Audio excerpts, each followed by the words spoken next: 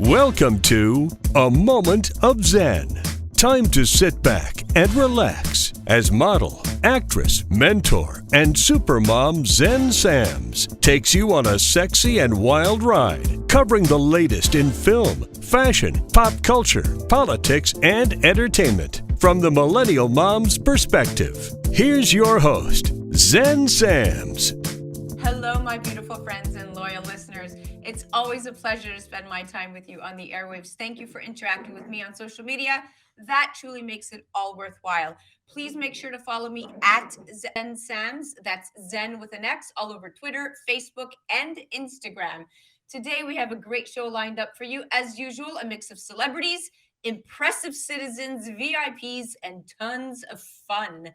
Today's guests are quite impressive. We have the amazing actress Catherine Castro. She's an award-winning multilingual Dominican Republic-born actress. She is the co-producer and co-host of the podcast Talk Fast, Listen Slow, which provides a great space for the Latinx community. Catherine was named one of NBC's top 10 standout Latinas at Sundance, and she is a social media influencer with close to 1 million followers. I will make talking health fun on My Healthy Minutes, brought to you by Aikido Pharma. We are featuring Nichole Andrews.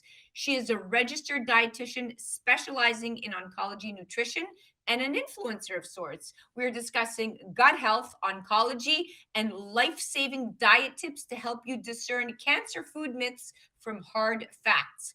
In our Innovation and Tech segment, brought to you by Caldwell Soames, we have returning contributor, CEO and chairman of Caldwell Soames, Paul Caldwell, joined by Chris Pulley, who serves as CEO of CCP Digital and Bad Media Group. We are chatting about why digital marketing agencies should prepare for NFTs and how it all fits into gaming and blockchain, and should you be jumping on the digital transformation. And lastly, I will be transporting you all the way to Gravesend, Brooklyn, where I'm going to be chatting with the famed Armand Asante himself as I take you behind the scenes on the TV set of the Amazon Prime series Gravesend, created by William DeMeo. Now, remember, we are on TV live on Sunday mornings at 11 a.m. Eastern Standard Time via our KP Media channel. Please find us on demand on Apple TV, Roku, Amazon, and Android. And of course, with all the disinformation going on, make sure you're tuning in regularly to A Moment of Xen. We'll be right back with the famous Catherine Castro. Stay tuned. You're listening to A Moment of Xen right here on 710 WR, the voice of New York. Go for the midnight dares. Go for the memories. Go to get your spin on. Go to get your spa on. Go for the bubbles in your bathtub and in your drink. Go for the stakes and the steak. Go for him. Go for her. Go for the win. Go to Ocean Casino Resort. Book your trip at theoceanac.com. A Moment of Xen is brought to you by Revere Securities. Revere is committed to building a relationship of trust in which they work closely with you to help you define your objectives, explore alternatives, and choose the financial and investment strategies that are most appropriate for you. Go to reveresecurities.com. Welcome back, beautiful people. You're listening to A Moment of Xen right here on 710 WOR, the voice of New York. I am your host, Xen Sams. Now, coming on in a few, we have Catherine Castro. She's an award-winning multilingual Dominican Republic-born actress. She's the co-producer and co-host of the podcast Talk Fast, Listen Slow, which provides a great space for the Latinx community. Now, Catherine was named one of NBC's top 10 standout Latinos at Sundance, and she's a recipient of the Hollywood Fame Award for International Breakthrough Artist of the Year. Her latest film, Week, is a dramatic thriller about an investigation involving two women, Audra, played by Katherine Castro, who's suffering from depression, and her friend Jen, played by Bridget Regan, who's trying to help her cope with the mental health issues. Now they visit a shooting range to let off some steam, quote unquote, and an unexpected turn of events leads to a surprising and horrifying revelation. Sounds very interesting. Welcome to the show, stunning lady. Much, Zen. It's so lovely to be here with you. Thank you for having me. Oh, you welcome. You welcome. Now, you're quite the famous actress from the Dominican Republic. Now, you've made your way here in America. Your past roles include El Gallo, which was directed by the highly acclaimed actor Juan Fernandez del Alarcón, and he was in this, and then in The Summoning alongside Eric Roberts, directed by Alberto Rodriguez. You worked with some incredible people, and just recently, you played M in the award-winning action thriller Mamba alongside Sonali Castillo. Wow! Tell me how you go from the Dominican Republic to Hollywood starlet. Well, it's quite a journey, right? It's definitely a long trip. I just made it from there. I was back home. My journey from the Dominican Republic to Los Angeles was quite interesting because my journey started with dancing. Um, Pretty much, I was on stage since I was 5 years old. I did ballet, jazz, tap dance, and gymnastics. And I discovered the musicals, the old Hollywood musicals like Singing in the Rain,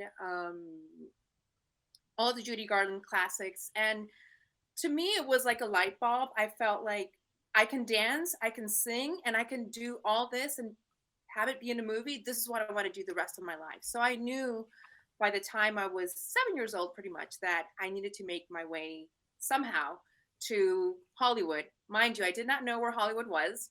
I've seen it in the movies. And sure enough, I was living in the United States back then because my dad was assigned to Dominican Embassy in Washington, D.C. We had to go back to Dominican Republic, and that was something that I'd never forgot. And as I became an adult, I studied social communications, journalism. I got my degree in journalism, and I was about to go to Paris to get a master's degree in international relations. I studied French in Dominican Republic and finished it off in Paris. And something told me, you know what, Catherine, what about what you wanted to do when you were a child? Because I never stopped performing. I continued with all my dancing and music, and I continued performing in the Dominican Republic. And sure enough, I was like, you know what? The Sorbonne is not going to go anywhere. Paris is not going anywhere. Go to Los Angeles and see what happens. And that's what I did. I picked up my bags and I came to LA without knowing anyone, without knowing anything, my way around anywhere. I got lost a lot in the freeway. It was quite horrifying. I'm But sure it now, was. How old were you at the time when you basically came here, bags on your back by yourself? oh my God, the first time I came to Los Angeles, I was 26 years old. Okay. 26, 27. Yes. And it's quite a process because I didn't come here to live. I was kind of like trying to find a way. Am I going to stay here? How am I going to do it? Because I didn't know anyone. So it was a process of coming here, going back to Dominican Republic and coming back until I finally stayed and made it home. And now this is home for me. Now that's home for you. Okay, great. So love it. fast forward to, you're also an influencer, right? So you guys could definitely check her out at the official Catherine Castro on Instagram, and that's Catherine with a K and Castro with a C. Or you can check her out on CatherineCastro.com. But what project claimed your fame, so to speak? I don't think it was just one project. I think it was kind of like a series of projects. I definitely think that the project with Juan Fernandez was quite a big push because Juan Fernandez, first of all, I would say is one of the first Dominican actors that basically made it in Hollywood. He's quite a legend for us. And he became That was in El Gallo. That was in El Gallo, right? It was directed by Juan Fernandez. Correct. And then of course doing The Summoning, that was I guess another jump, so it was like little jumps from one jump to another. But these are all great movies. And here's what I do have to point out, that you are working with A-list talent. I mean, America 2.0 was a star-studded audio series starring Patrick Adams, Lawrence Fishburne, and Kate Walsh. And you were also part of that. So that's incredible. Now, let's fast forward, too, because we have about 5 minutes left. Okay, so you're Dominican. You speak many languages. Yeah. What challenges have you had to face in Hollywood as a female Latina actress? Well, first of all, being Latina and not being seen as a Latina, that's a bit of a challenge because there is an idea of what a Latina or a Dominican is supposed to look like. So that was the challenge. The And for language. those of you who are listening, she has a very pale skin and blonde hair. So you definitely look ethnically ambiguous at this point. Right, right. So that's something that's still a little bit of a challenge, but I think that I use that. What I like to do is use it to my advantage because I have a chance to transform into different characters and still bring my, we say in Spanish, my Dominicanidad, just There you showing the go. world that being Dominican mean that we can be anything. We come in all colors and all shapes, and well, that we can interpret anything. And that's what led me to also produce film. That's why I did Someday with J.S. Maniac, which is also the writer and director of America 2.0. And we teamed up together also for Week, which was a very important project for all of us involved because it's about mental health. And I think mental health, in our case, it has touched all of us. And so we all wanted to be part of a project that would make people think a little bit about their own mental health and the mental health of their friends or the people around them to make them more aware. We feel that mental health is a subject that's still very stigmatized, and we want to destigmatize and open a conversation about it. Oh, yes, without a doubt. I mean, look, college students nationwide are more stressed than ever. We were just talking about this before our interview, and a recent study found increased levels of anxiety and isolation during the pandemic. And basically, last year, the Centers for Disease Control and Prevention reported that more than 10% of adults surveyed in June of 2020 had seriously considered suicide within the past month. And then 2 years earlier, that same share stood at about 4%.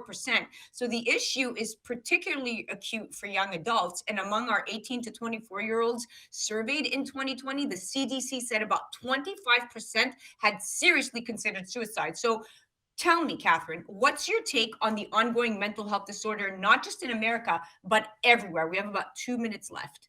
Well, clearly, during the pandemic, I think it became more.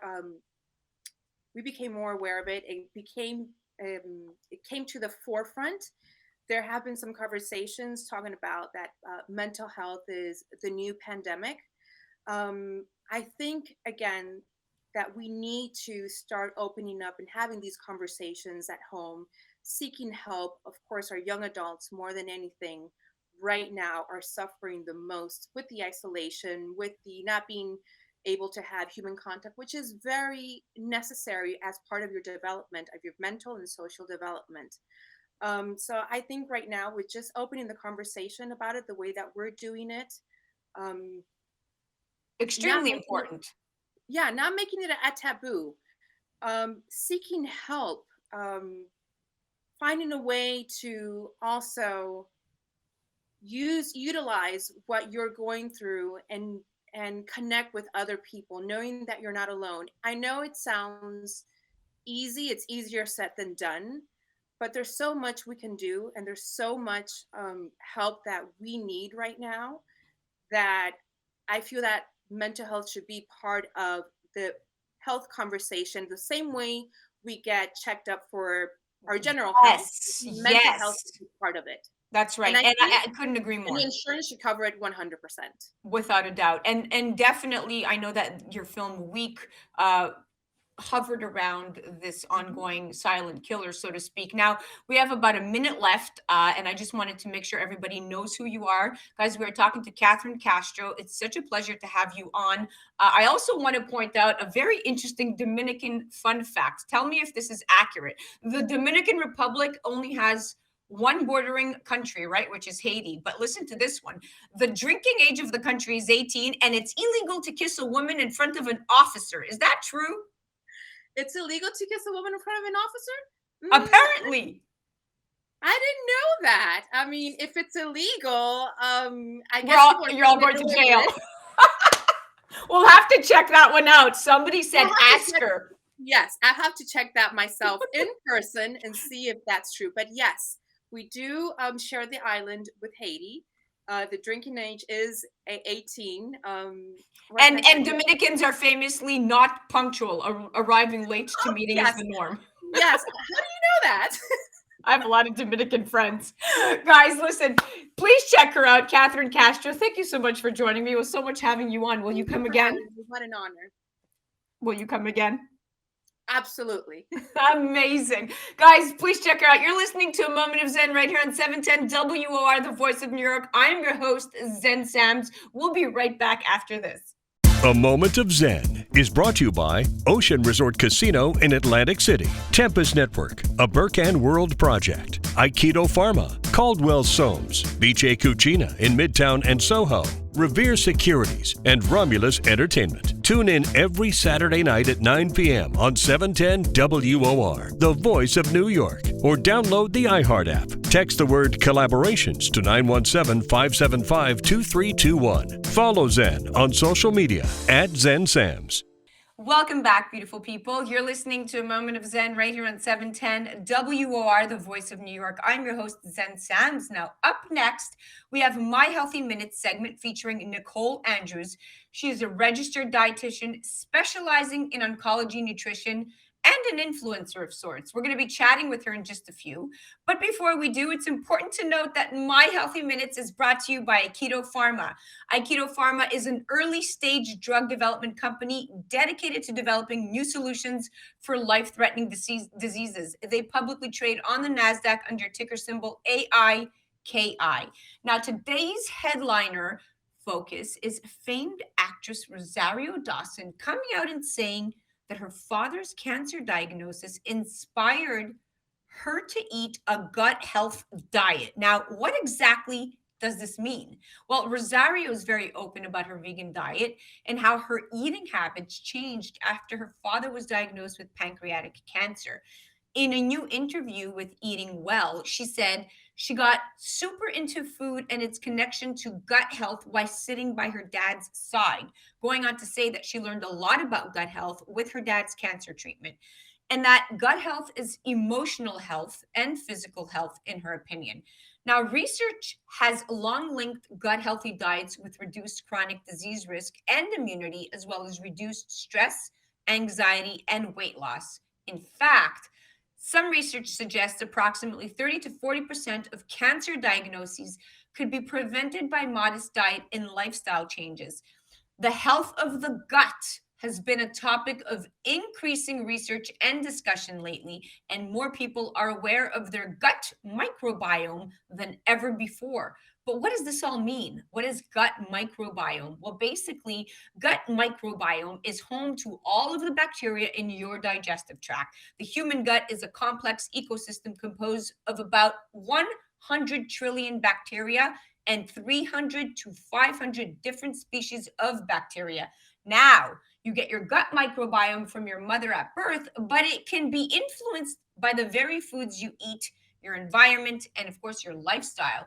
Here to break it all down is Nichole Andrews. She's a registered dietitian and cancer nutrition specialist working in the field of oncology for over a decade. She helps survivors improve treatment outcomes, reduce risk of recurrence, and get them back to eating more foods with full confidence. She's worked with adult cancer survivors at all different stages of treatment and beyond.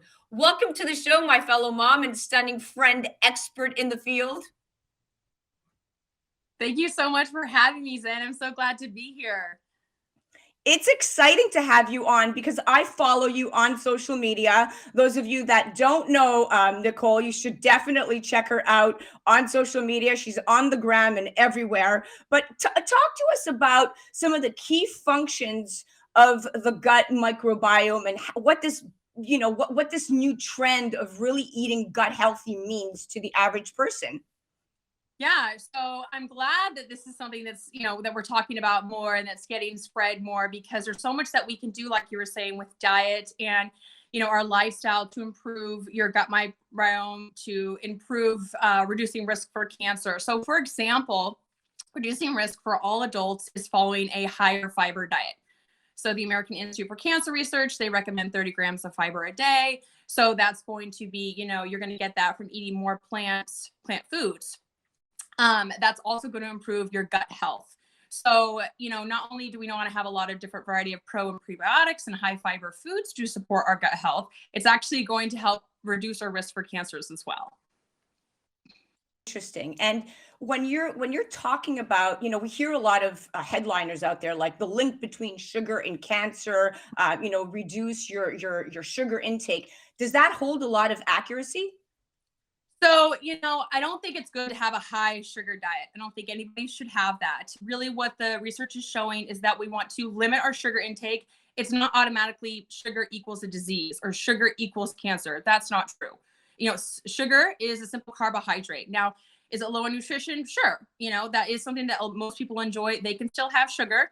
But really what we want to focus on is a balance. And a lot of that balance comes back to more plants for cancer prevention, to improve gut health. So having a variety of plants, making more of your diet about lean proteins, more plant foods, lean dairy. So sugar is still safe. We just don't want to have it take over the most of our diet. We really want to focus back on including more plants. Well, when you talk about a cancer survivor or cancer patient or somebody that's currently trying to really, fight for their life, so to speak, and using food as a defense mechanism, what unique challenges do cancer patients face when it comes to nutrition?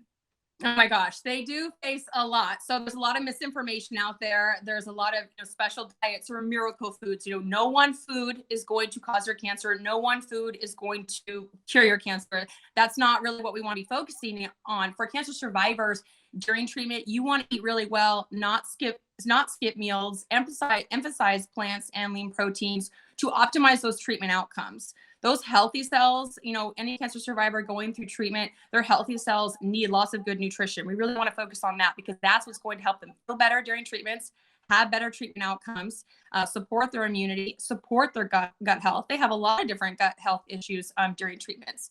And then beyond treatment, post-treatment, we want to focus more on how we can get in more plants. You don't have to go vegan or vegetarian. That's more of a personal choice. But we do know there's strong evidence that we want to have more plants in our diet to reduce risk for cancer, to improve gut health, and to really support a really, really healthy immunity.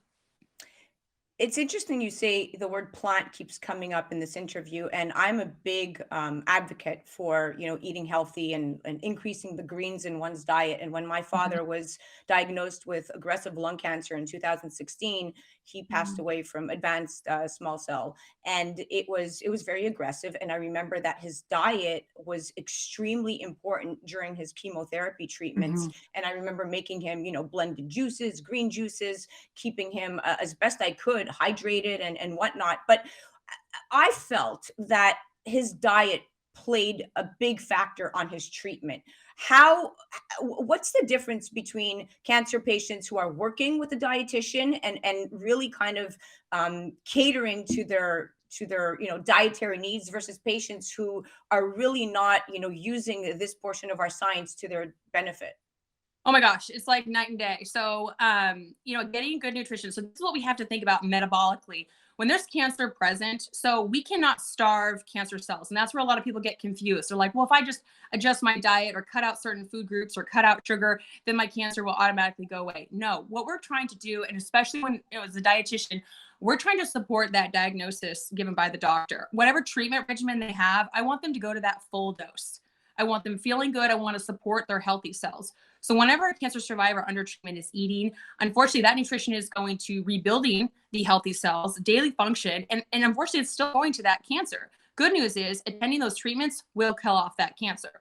The absolute best way to feel better, feel more like yourself, have more energy during these treatments, and attend all treatments at full dose, which is the number one priority for cancer survivors, is making sure to eat enough calories and protein to support those healthy cells. So when I start working with clients and survivors, and I've worked with so many over the years, once they start eating more protein, more calories, more variety, they're not skipping meals. They're emphasizing hydration, just like you said. They're doing more of these smoothies with all the different, calories, protein, plants. They end up having enough nutrition to really support the healthy cells. When we support healthy cells during treatment, they're going to feel better and they're going to make it to all those treatments to kill off that cancer. That's beautiful. And you are what you eat. And that's something that I've always believed in. Your body is your temple. And, of course, we don't always make the best choices for ourselves. We, get off our regular track. I know I do all the time, but balancing it all out is never easy. But I know that when I gave birth to Alexa in 2016, I quickly started, I mean, not only when I gave birth, the minute I found out I was pregnant, I started eating extremely healthy. My moral compass went from 0 to 60 overnight, and I started exercising almost like every single night to make sure that, I kept in check with what I should be doing, not to, gain too much weight throughout my pregnancy. But I remember eating like a bag of steamed spinach every night because they had said to me that I was I was anemic when in my first trimester. And I remember just doing all the research, and that one bag of spinach that I would literally microwave every night was all I needed. And I didn't have to go on extra, iron supplements. It was really the difference between the blood work from 1 month to the next. And it was all in that one bag. And, once you boil a bag of spinach, it reduces to nothing. But in general, that was the premise in mind, that you can actually prevent and cure a lot of this at home, essentially, right? Oh yeah, absolutely. So diet just plays a huge, huge part in our life in reducing risk for disease and cancer. And there's so much research, the World Cancer Research Fund, American Institute for Cancer Research, because I'm here in the USA. There's just so much good information out there showing if you're exercising more, moving your body more. I love how you mentioned about exercise. And that's similar with cancer survivors too. They're like, okay, what do I do to feel better during treatment and to reduce risk of recurrence? Start exercising, 150 minutes of moderate physical activity a week. Start incorporating more plants. I mean, the standard, so for a cancer prevention plate, this is for all adults, reducing that risk for cancer. 2/3 of your plate should have fruits, veggies, nuts, seeds, beans, and grains. Carbs are not the enemy. Like whole grains are actually going to help to increase that fiber, help with gut health, help keep you full longer, balance blood sugars, and then the other 1/3 is more like that lean proteins, the lean dairy, the fat choices, and the sugar. I really agree with you that really what we eat to make such an impact in how we feel. We're going to have so much more energy. We're going to protect our immunity when we're moving our bodies, exercising, hydrated enough, and incorporating more of these foods to create that balance, like you'd mentioned.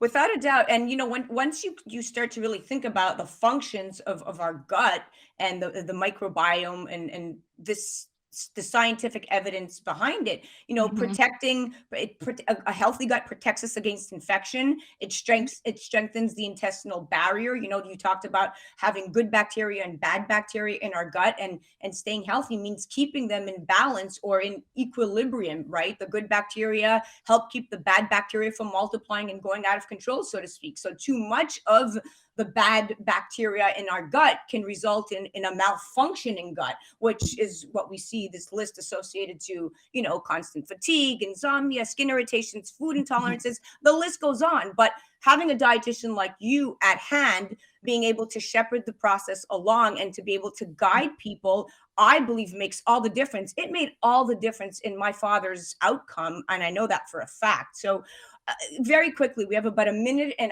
left. What, if you can give one message out there in terms of the misconceptions that you often see when it comes to food and cancer, what advice would you give to people listening? Sure. So honestly, and my clients will say this too, but we want to simplify your life on reducing cancer and other disease. Okay. We want to get back to food. We want to get back to, sleeping 7 hours, hydrating your body. We want to simplify. You don't need a bunch of extra supplements. There's no miracle foods. You don't need to jump on the next diet trend. You need to get back to you simplifying things. Are you exercising most days? Are you incorporating more plants? Are you hydrating enough? Let's start there, because not only are you going to feel better and help your body, that's what's truly been shown to reduce risk for cancer and disease. Beautiful. I loved it. You summed this up in such a sweet nutshell for us. Our listeners are definitely going to be checking you out. I know that for a fact. Guys, check her out, theoncologydietitian.com. Remember, the word dietitian is spelled with T's across the board. There are no C's, my friend. There are no C's. Check her out on Instagram as well at oncology.nutrition.rd. Thank you so much for joining us, Nichole. It was a pleasure talking to you. Yes, you too. Thank you. You're listening to A Moment of Zen right here on 710 WR, the voice of New York. I am your host, Zen Sams. We'll be right back after this. A Moment of Zen is brought to you by Aikido Pharma, an early-stage pharmaceutical company developing innovative drugs for improving anti-cancer and antiviral therapies. Traded on the NASDAQ under ticker AIKI. They have first-in-class partnerships with leading medical universities like the University of Maryland and the University of Texas. To learn more, go to www.aikidopharma.com. Welcome back, beautiful people. You're listening to Moment of Zen right here on 710 WOR, the voice of New York. I'm your host, Zen Sams. Now, coming up in just a few, we have our Innovation and Tech segment brought to you by Caldwell Soames. We have returning contributor Paul Caldwell, Chairman and CEO of Caldwell Soames. And today, Paul and I will be joined by Chris Pulley, who serves as CEO of CCP Digital and Bad Media Group. And you guys can definitely check him out at Bad Crypto Pod on Twitter. Love the name. Now, CCP Digital is a 10-year boutique digital media and analytics agency. Chris is a serial entrepreneur. He consults with some of the top innovators in the blockchain, NFT, and gaming spaces. Today, we are chatting about why digital marketing agencies should be preparing for NFTs. At the most basic level, a non-fungible token is a one-of-a-kind, verifiable digital asset that can be exchanged between a creator and a buyer. The one-of-a-kind characteristic is important in distinguishing NFTs from other digital assets. One NFT is not interchangeable for another, like a dollar bill or a share of stock, but is unique and has its own value. We all know that NFTs are all the rage for brands, celebrities, musicians, artists, and sports teams. But beyond all of the sensational headlines, big names, and even bigger price tags, NFTs that provide true value for fans and consumers are here to stay. All digital agencies should be preparing to create NFT campaigns for their clients.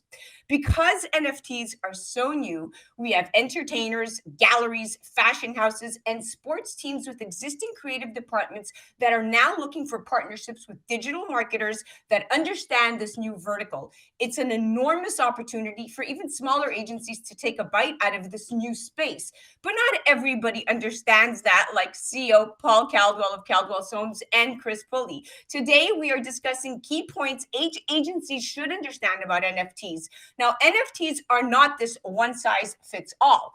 NFTs must create bespoke value for the specific end user, whether it's a sports fan or an art collector or a film studio. The beauty of NFTs is that they are resellable in the future. If the brand equity for the baseball team increases in value, the resellable value of their NFTs also increases. This is an incredible opportunity for loyal fans to invest in their favorite team. All the same time, they can also sell their NFT on the open market and give new fans the opportunity to experience exclusive team rewards. Now, understanding NFTs is just as important for growing businesses. It's more important keeping businesses relevant in the digital transformation today. Welcome to the show, superstars. Help me break all this down. Thank you. Zen, how are you? I'm doing great. Now I'm going to dive right into it. Chris, welcome to the show. Paul, welcome back. Chris, in your opinion, we'll start with you. What makes an NFT valuable? Now, the value of an NFT comes from the property it represents, which is generally something that exists in the digital world, like an original piece of art or digital memorabilia. And the NFT itself doesn't necessarily contain the digital property, but points to its location on the blockchain, like a concert ticket or a deed for, to a physical property. This NFT reflects the value of the thing it represents. Now, Chris, in your opinion, how is this revolutionizing brands?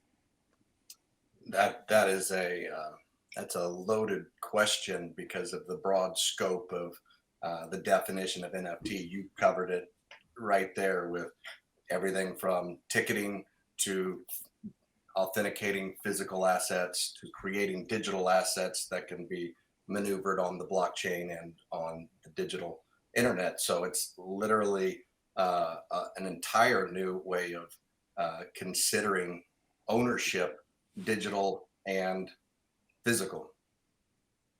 Understood. So basically, Well, one would think that the first step in planning an NFT campaign, so to speak, is to imagine your target audience asking, what's in it for me? That's the important question. The important part is, to my understanding, the reward makes the purchaser feel like a valued member of your brand's ecosystem, so to speak. So when you're marketing for this digital process, what are these analytics that you're looking at for each of these specific brands when you're taking them on to really maximize the impact that they're going to have in the marketplace? That's a great question. And again, analyzing that audience and who's going to have the biggest affinity with the brand and see value in the design of their NFT program. Because just the design and the economics of the NFT creation really build that roadmap to value. So as an agency, and in this new world, this new industry that is innovating with inside of innovation, it's very difficult to communicate to the right audiences in the right way. To have a successful campaign today, you're really marketing to two totally separate audiences. The in the know crypto that may have MetaMask wallet with Binance Smart Chain and Polymatic Chain, and that enthusiast market is really driving speculation, and they're speculating heavily on first runs, originals, and then you've got the actual fans of whatever the brand or the offering is within the NFT. And so you market to the retail audience much different than you do to the in the know crypto enthusiast audience, because they both not only message different, but exchange transactions differently. So how you run a customer journey for a retail audience better have a credit card purchasing or some sort of platform payment system that makes it easy for them to buy the way they know now. And you need to make sure that you have the same roadmap for the crypto enthusiast who want to connect and use their, multiple tokens and cryptocurrencies to make their transactions and purchases. And we find that to be really one of the most difficult components, is making sure that you have the retail roadmap right for the retail audience and the crypto enthusiast audience roadmap right, to make sure you're adhering and giving benefit to both audiences that want to participate. Got it. So this is going to be a very fitting question for Paul.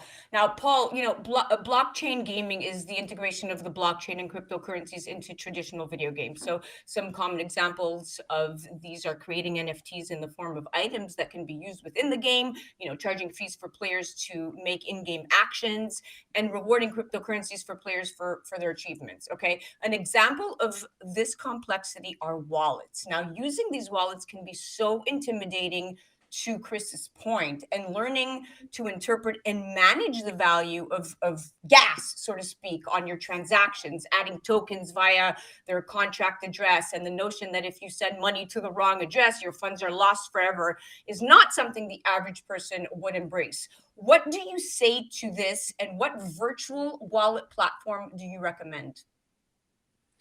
Xen, great question. I think to Chris's point, there's transformation going on right now. We're invested, and we have a private or publicly traded enterprise fund, and we have a private companies fund.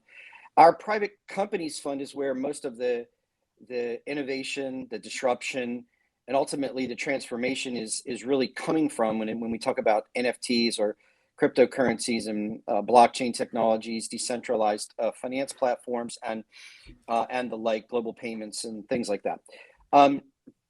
The NFTs in particular, we find are in the process of there's a certain degree of disruption going on right now beyond just innovation, and we see some indications of transformation. To Chris's point, the NFT platform, since you're attracting people that are collectors or fans per se of a particular artist, maybe, or a particular person or maybe situation, circumstance, asset, etc., as well as the cryptocurrency crowd who might want to connect their MetaMask wallet. We find that there needs to be a middleware type solution, like an OG Pay solution that allows for traditional purchases through credit cards, through their merchant services group, but also having the ability to pay with cryptocurrencies. And that's important in the secondary markets for NFTs as well, because if you could imagine that someone that's a cryptocurrency enthusiast or user, or someone just prefers to pay with their Ethereum because they have tons of profit, and they want to use that profit to buy their NFTs, and they speculate by just using the profit to buy NFTs, but being able to then relist that NFT up in a secondary market on a marketplace is very interesting, because now they realize that they can get the non-crypto people that are out there, people that don't use cryptocurrency, but that are fans, maybe to engage in that secondary market, because that person can pay in a more traditional way with a Visa card. And then you see the NFT transitioning. There's a contextual transition going on right now in NFTs. Traditionally, when the business first started, it's all been about NFT marketplaces. Some like OpenSea, you can go and you can create your own NFTs. You can do these various things. Others like the new marketplace at og2d.com. That marketplace specializes in making sure the authenticity of the content is there, and so on and so forth. And they're more into serialized type NFTs. And then you are starting to see now movement beyond, not instead of, but beyond marketplaces themselves and into places like gaming. So a whole new context for NFTs, gaming. So assets inside of a game that can be NFT'd. NFT comes off the tongue very easily.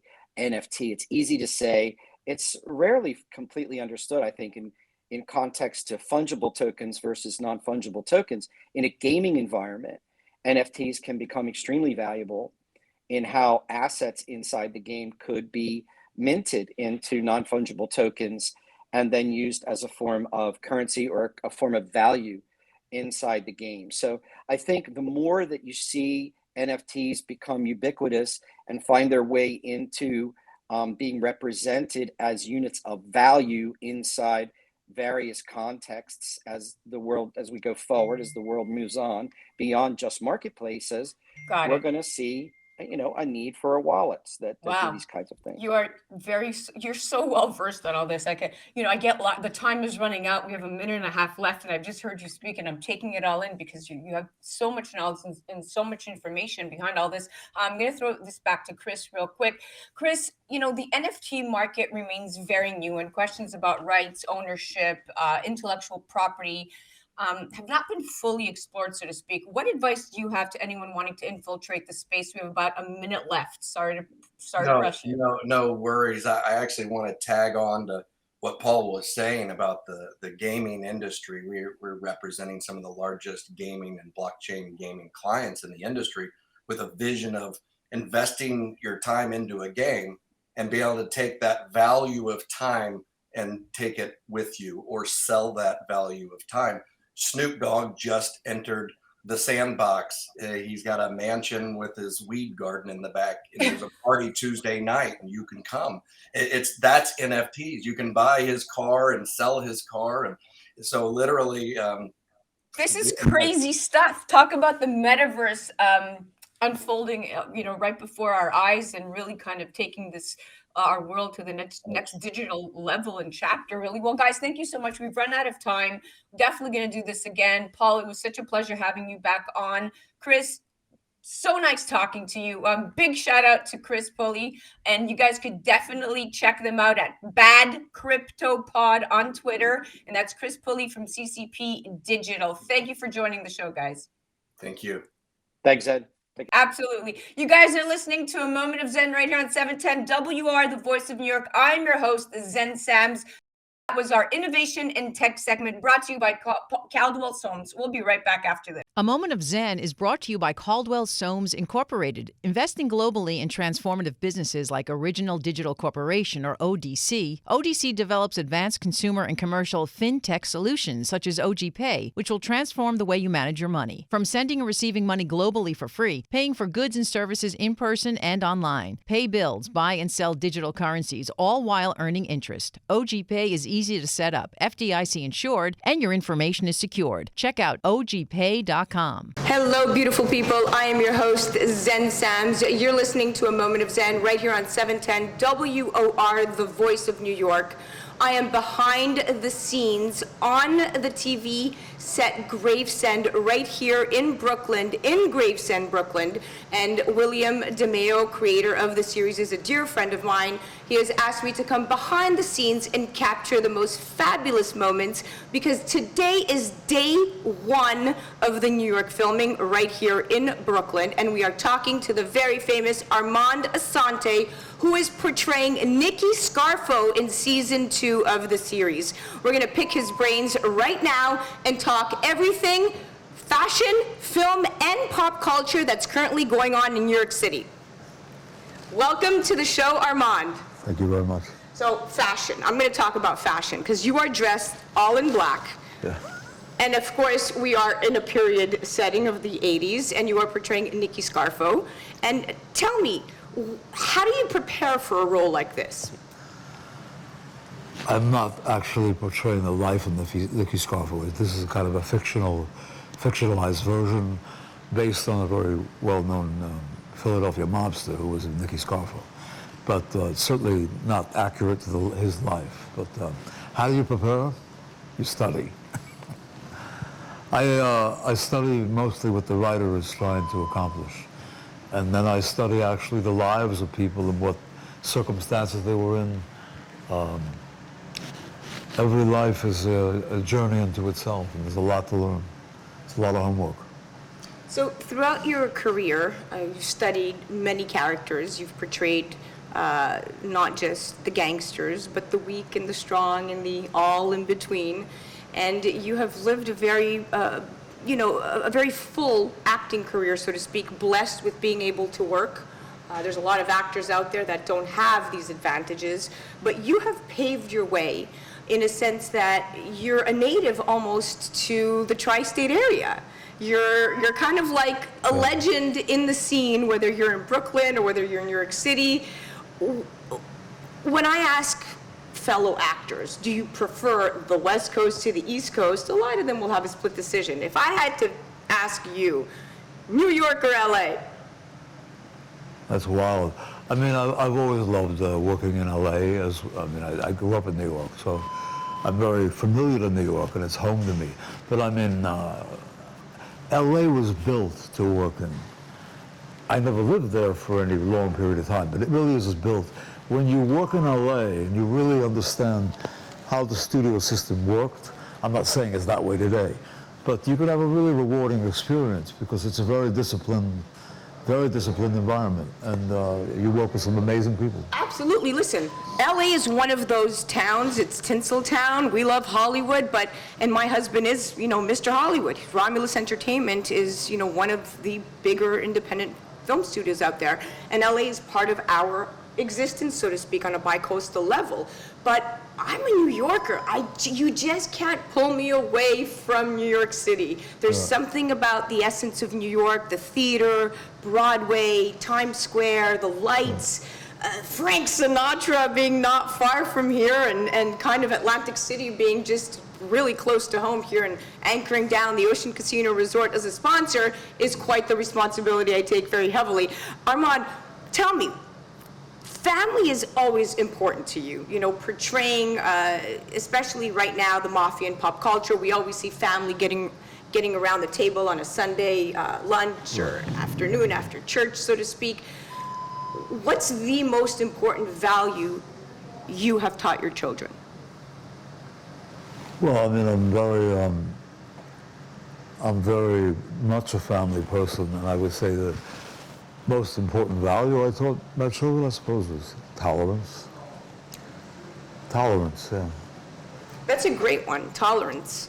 I was just thinking today, I have she's almost going to be 6 in January, and she has self-regulation issues like any child does. And I said, Alexa, please just be patient of mommy. I'm almost done. And if you don't like something, don't get so upset. Just be accepting and tolerant of me. And here I am begging this of my 6-year-old. And here you are telling me that that's what you're teaching your children. Maybe that I'm going to take advice from you. That's probably what I'm going to start to, repeat to her, that tolerance is extremely important. It's a virtue, just like patience. Yeah. I think that's a very New York, it's a New York attitude.